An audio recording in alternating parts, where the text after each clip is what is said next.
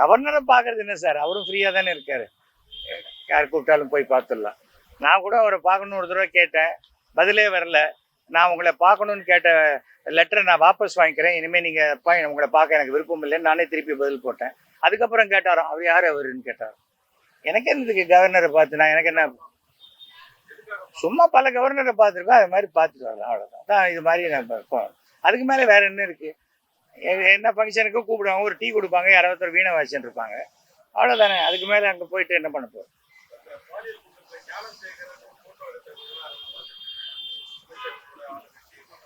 Sir, யார் வேணா யாரோட வேணா ஃபோட்டோ எடுத்துக்கலாம் சார். ஆனால் இந்த மாதிரி சம்பந்தப்பட்ட பிறகு, அப்படிப்பட்டவன்னு தெரிஞ்ச பிறகு ஒருத்தன் ஃபோட்டோ எடுத்துக்கிட்டா நீங்கள் அப்போ சொல்லலாமே தவிர, அதுக்கு முன்னாடி சொல்கிறதுல எனக்கு எந்த நியாயமும் இருக்கிறதா படலை. ஒரு கூட்டமாக இருக்குது, நானே ஒரு படத்துக்கு போகிறேன், 20 பேர் செல்ஃபி எடுத்துக்கலாம், இல்லை ஒருத்தன் திருடனாக இருக்கான், அதுக்கு நான் எப்படி பொறுப்பாக இருக்க முடியும்?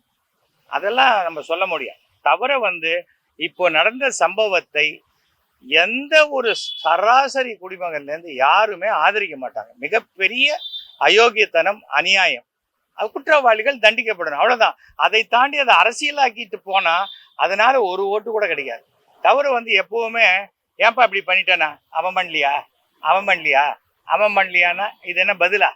நீ பண்ணினியா இல்லையா, அவ்வளோதான் இருக்கணும். அந்த பதில் சொல்லாத வரைக்கும் அது குழப்படி அரசியலாகத்தான் இருக்கும். அது எனக்கு பழக்கமே இல்லை. கார்த்தால் வரும்போது கூட வணக்கம் சார்னா, சார்னு என்னை கூப்பிடாது ஏன்னு சொல்லிட்டு வந்தேன், அவ்வளோதான். யார் அந்த சாராக இருந்தால் எனக்கு என்ன சார்? போலீஸ் ஒரு விசாரணை நடத்திக்கிட்டு இருக்காங்க. அதுக்கு முதல்ல நடுவில் நம்ம ஏன் இன்வெஸ்டிகேட் பண்ணணும்? அவசியமே இல்லையே சார். எத்தனை கேஸ் ரெஜிஸ்டர் ஆகுது, எத்தனை கேஸ் நடந்துட்டு இருக்கு, எல்லாத்துலேயுமே நம்ம பூந்து யார் அவர் யார் என்னன்னு நம்ம கேட்குறோமா? இதே அரசியலாக்கணும் இல்லை பரபரப்பாக்கணும் அப்படிங்கிற எண்ணத்தில் வேணா சொல்லலாமே ஒழிய, இது இன்னொருத்தருடைய அவருடைய கடமைகளை நம்ம இன்டர்ஃபியர் பண்ற மாதிரி தான் நான் நினைக்கிறேன்.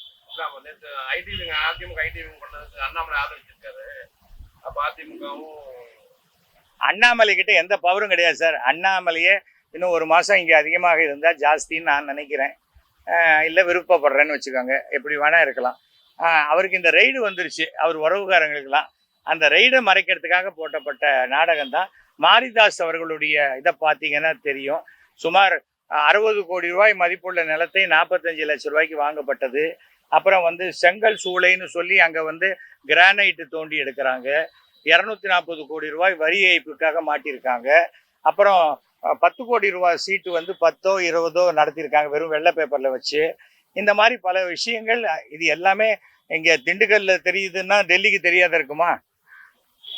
பாஜக இன்னி வரைக்கும் சொல்றது என்ன? நாங்கள் நேர்மையான கட்சி, ஊழலற்ற கட்சி. அதை அண்ணாமலையை வச்சுட்டு சொல்ல முடியுமா?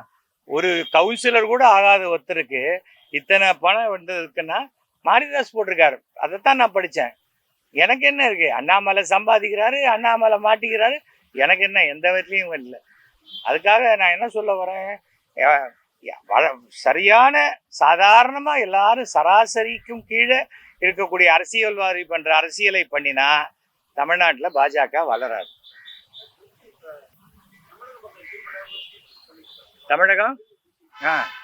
தமிழகத்தையே ஒதுக்கிடுச்சு. பாஜக தான் சார். தமிழக பாஜகவை டெல்லி பாஜக டோட்டலா ஒதுக்கிடுச்சு. அதுவும் இருக்குதான் சார், அதுவும் இருக்கு சார். எப்போதுமே பார்த்தீங்கன்னா டெல்லியில் ரூலிங் பார்ட்டி அவங்களுக்கு ஆதரிச்சாக்க அவங்களுக்கு வேணுங்கிறத சலுகைகளை அதிகமாக பண்ணி கொடுப்பாங்க. ஆதரிக்கலைன்னா நான் இழுத்து பிடிக்கிறேன், அது பிடிக்கிறேன், சரியாக வராது, இது வராதும்பாங்க. இப்போ பீகாருக்கு இத்தனை ரூபாய் கொடுக்குறாங்கன்னா அதில் பாதி கூட தமிழ்நாட்டுக்கு கொடுக்குறது இல்லை. அப்போ மாற்றாந்தாய் மனப்பான்மைன்னா அது மாற்றாந்தாய் மனப்பான்மை. நான் இப்போ அந்த அரசியல் பேச வரல.